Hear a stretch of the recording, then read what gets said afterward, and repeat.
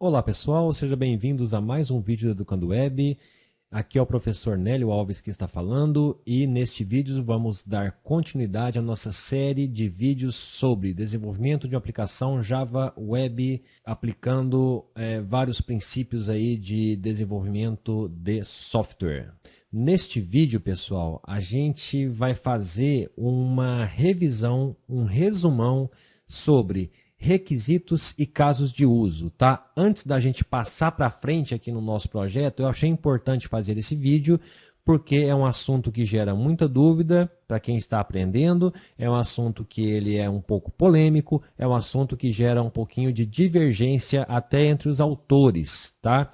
E até porque a parte de caso de uso, a linguagem UML não padroniza como que você deve detalhar um caso de uso, também é outro motivo que eu quero fazer esse resumão aqui para a gente conversar a mesma língua, ok?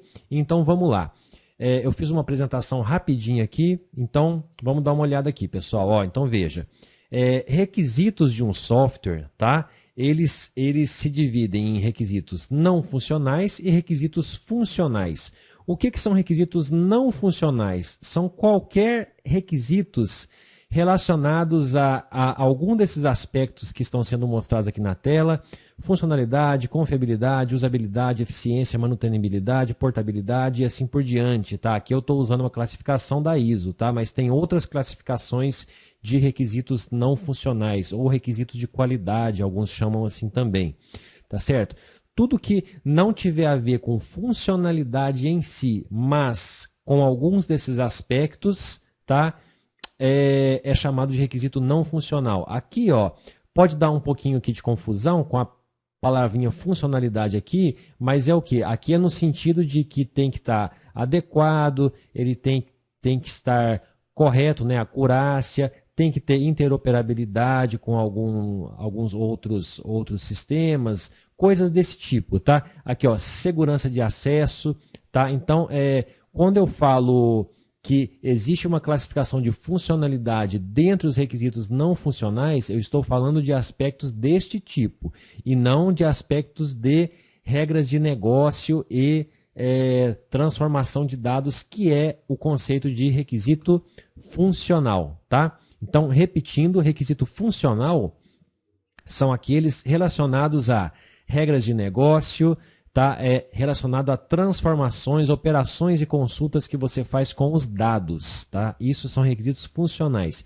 E aí os requisitos funcionais, eles se dividem em requisitos funcionais com interação com o usuário, e esses aqui são os casos de uso, tá? A gente usa casos de uso para capturá-los, tá? E tem requisitos que são funcionais, porém não têm interação com o usuário. Quais são exemplos de requisitos funcionais que não têm interação com o usuário? São processamento batch, integrações, processamentos internos em geral, tá certo?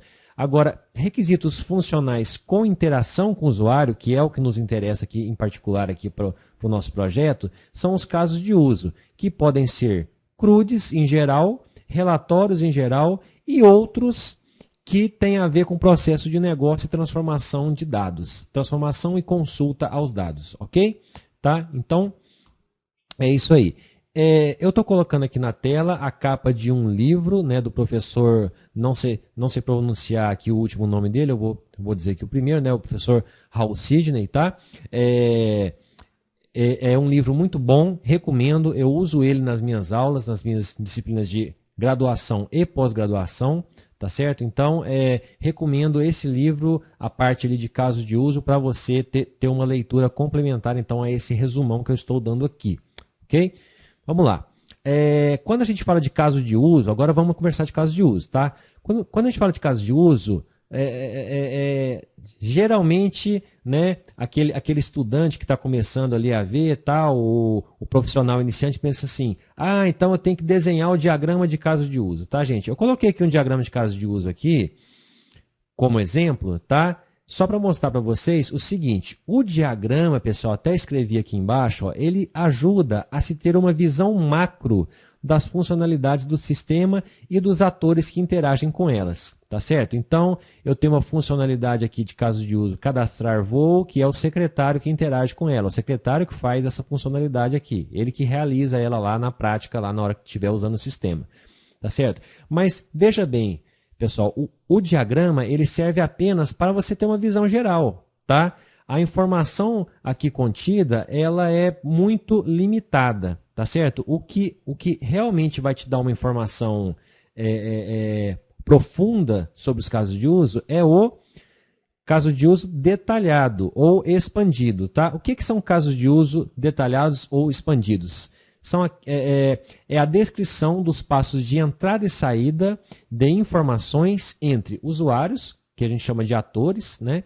E o sistema. Então, o caso de uso detalhado, e é esse aqui que tem informação rica para a gente, é a descrição dos passos de entrada e saída, tá?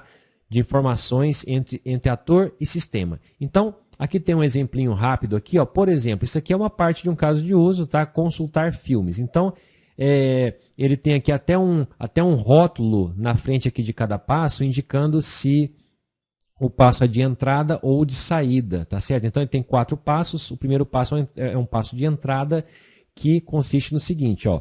O secretário informa um trecho do título e o valor mínimo e máximo para o ano de um filme. Pronto, eu estou sendo bem específico quais as informações que estão entrando no sistema. E elas são oferecidas pelo secretário. Bom, uma vez que entrou essas informações aqui no sistema, qual que é o próximo passo? Aí é uma saída. O sistema apresenta uma lista de código e título dos filmes que se encaixam nos parâmetros informados, ordenada por título. Ou seja, eu fui bastante específico, novamente, nas informações que o sistema vai ter que apresentar, tá certo? E assim por diante. Eu falo o próximo passo, aí o secretário seleciona um elemento da lista e aí depois o sistema informa código, título, duração, ano, total gasto em cachê, total gasto em cachê do filme selecionado. Ou seja, então você vê que com esse exemplo que detalhar um caso de uso, você tem que detalhar esse caso de uso com enfoque nas entradas e saídas. Por que é importante você enfocar nas entradas e saídas? Tá certo? Essa informação ela vai ser valiosíssima para você projetar os métodos, as operações que o sistema vai ter que fornecer. Porque aqui ó, fica bem claro quais são os dados que vai ter que entrar no sistema. Então, vão ser eventualmente aí, argumentos de uma função. Tá? E você tem aqui as informações que são apresentadas, ou seja, você tem claramente quais os dados que o sistema vai ter que retornar nas suas funções, tá certo? Então, por isso que o detalhamento no caso de uso dessa forma, ele é tão importante, tá? Eu estou obedecendo aqui o estilo de descrição de caso de uso lá daquele livro que eu citei, tá? Do professor Hal Sidney. Muito bem. Algumas considerações aqui então. Veja bem, como o caso de uso deve enfocar nas entradas e saídas, tá? É impróprio você ficar explicando aqui no caso de uso coisas do tipo assim, as informações vão ser salvas no banco de dados, ou então o sistema efetua o cálculo dos juros, tá? Porque essas coisas são processamentos internos. O caso de uso, ele é uma visão externa, tá? Ele é uma visão funcional. Então, é uma coisa que se limita a especificar quais informações que entram e saem. Ok, pessoal? Então, é impróprio você dizer coisas relacionadas a processamento interno, ok? Você pode até colocar isso como uma informação complementar anexa, tá? Mas o caso de uso em si, os passos aqui, ó, tem que ter esse enfoque, tá? Entretanto, você pode ter passos auxiliares, que é um passo assim do tipo, o secretário acessa a opção tal do sistema, um exemplo, tá? Então, você pode ter um passo aqui auxiliar apenas para indicar o que foi a intenção do usuário, por exemplo. É muito usado isso também. Não vai ser o passo nem de entrada e nem de saída, tá? Não vai ser in nem out. A gente vai ver um exemplo já já disso, tá certo? Outra coisa que é interessante você ter aqui como princípio na hora de escrever os passos do caso de uso é você utilizar descrições essenciais. O que é uma descrição essencial? É uma descrição que não depende, que não entra no mérito da tecnologia específica que está sendo usada. Então, você não vai escrever, por exemplo, assim, ó, o secretário preenche a caixa de texto com o trecho, título e o valor mínimo e máximo e aperta no botão, tá? Você não vai ficar descrevendo coisas ali do software técnico, do software tecnológico, se é tela, se é touchscreen, se é outro tipo de dispositivo. Não, você vai usar uma descrição essencial. Então, você vai usar verbos essenciais. Então, você vai se limitar a dizer: o secretário informa tal coisa, o sistema informa ou apresenta tal coisa e assim por diante, tá? Então, mais uma vez, a descrição do caso de uso deve ser essencial, sem entrar em méritos de que tipo de tela que você está usando, tá? Esse tipo de informação, caso seja importante, você pode pôr também como informações adicionais anexas, tá? E aqui, então, para mostrar para vocês agora, ó, olha só, aqui tem um template de uma estrutura que você pode usar para detalhar os seus casos de uso. Você pode iniciar colocando aqui um quadro com as informações básicas, quem são os atores que participam do caso de uso, quem são os interessados nesse caso de uso, tá? Quais são pré-condições deste caso de uso. O que é uma pré-condição? É uma condição que você vai assumir que ela exista antes do caso de uso começar a ser executado. Então, é uma coisa que você vai assumir que ela já está feita, tá? Quando o caso de uso vai começar. Então, aqui no meu exemplo aqui, ó, é o quê? Operador logado no sistema. Ou seja, eu já estou presumindo, tá? Eu tô assumindo que o operador já está logado. Isso quer dizer, inclusive, pessoal, que como eu já estou assumindo isso aqui, eu não vou vir aqui na descrição e colocar assim: o usuário entra com e-mail e senha, o usuário faz login no sistema. Não precisa você descrever aqui coisas relacionadas ao login, porque você já está assumindo isso como uma pré-condição. Entendeu o que é pré-condição? Tá? Você pode pôr pós-condições, ou seja, condições que vão ser satisfeitas quando o caso de uso terminar, tá certo? E você pode pôr uma visão geral aqui já nesse quadro inicial. Essa visão geral aqui, gente, é algo assim próximo ou exatamente aquilo que você colocaria uma descrição de levantamento de requisito, tá? Isso aqui até pode ser utilizado, desde que ela esteja apropriada, para você até fazer estimativa de custo, ok? Tá? Que não é assunto aqui desse vídeo, mas vamos lá. Bom, além desse quadro inicial, você tem um quadro que é o cenário principal de sucesso do seu caso de uso, é aquele cenário, aquela sequência de passos mais comum e presumindo que tudo vai dar certo, ok? Você coloca aqui, a gente vai ver exemplo. Você tem cenários alternativos variantes e cenários alternativos exceções. O que é variante e o que é exceção? Variantes são opções do usuário. Por exemplo, eu estou fazendo aqui um caso de uso que é CRUD. Dentro de um CRUD, o usuário ele tem a opção de inserir um novo objeto ou de excluir um novo objeto. Então, isso são opções. Ele vai optar por um caminho ou outro, tá? Agora, quando eu falo de exceções, exceção é quando dá algum erro, tá certo? Exceção, então, é erro. Não foi que o cara optou por vir aqui por essa exceção. Não. A exceção quer dizer o seguinte: eu tive algum passo de entrada, tá? Em algum lugar aqui, e esse passo de entrada resultou em uma exceção. Por exemplo, ele não colocou o e-mail corretamente, ele cadastrou um CNPJ que já existia, coisa desse tipo, tá? Aí cai na exceção, beleza? Então, variantes são opções e exceções são erros, tá? E aí você tem o último quadro aqui, que são as informações complementares que eu tinha mencionado lá antes, tá? Então, o que podem ser informações complementares? Pode ser algum esclarecimento, pode ser você explicar quais são os requisitos correlacionados a esse caso de uso, podem ser observações sobre variações tecnológicas. Então, aqui sim você pode dizer assim, olha, quando esse caso de uso foi implementado numa tela de touchscreen, é para você observar tal coisa. Quando foi implementado numa tela aí, de computador, né, de notebook, aí você tem que fazer tal observação, ok? E você pode pôr, inclusive, aqui questões em aberto. Às vezes alguma dúvida, alguma coisa que não está esclarecida ainda, você pode colocar aqui nesse último quadro aqui.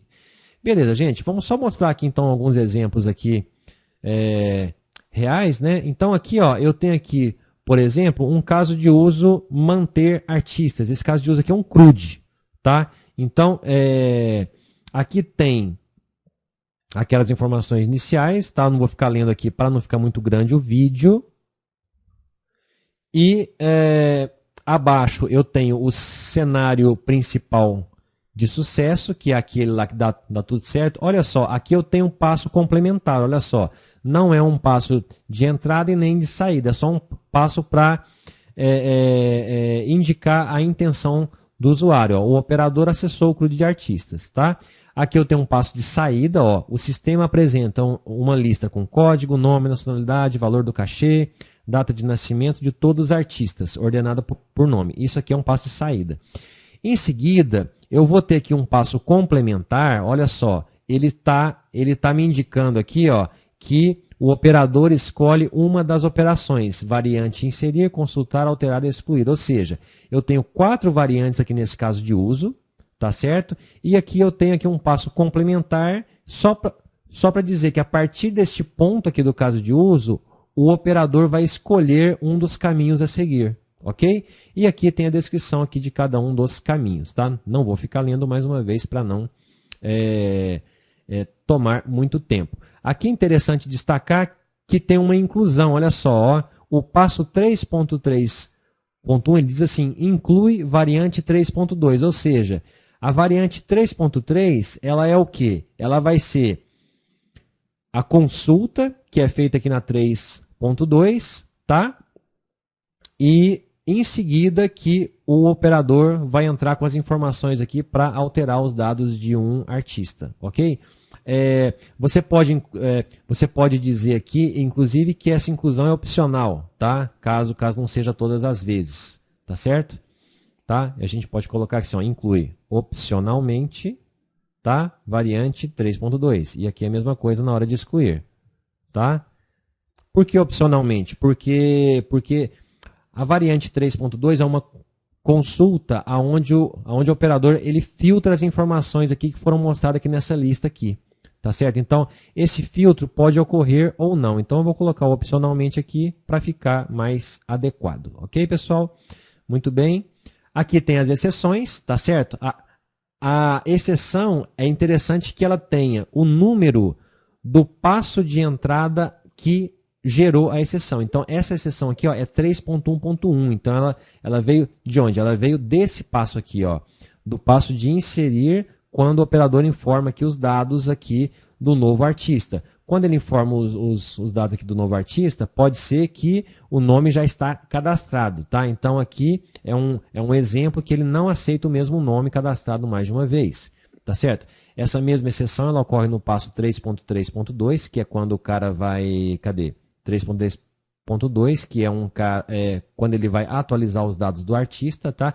Perceba que a exceção ela ocorre só a partir de passos de entrada, viu, gente? Isso aqui é importante lembrar que até te ajuda a não errar, tá? E aqui tem uma exceção do passo 3.4.2, é quando eu tento excluir um artista que tenha participações cadastradas no nome dele, tá certo?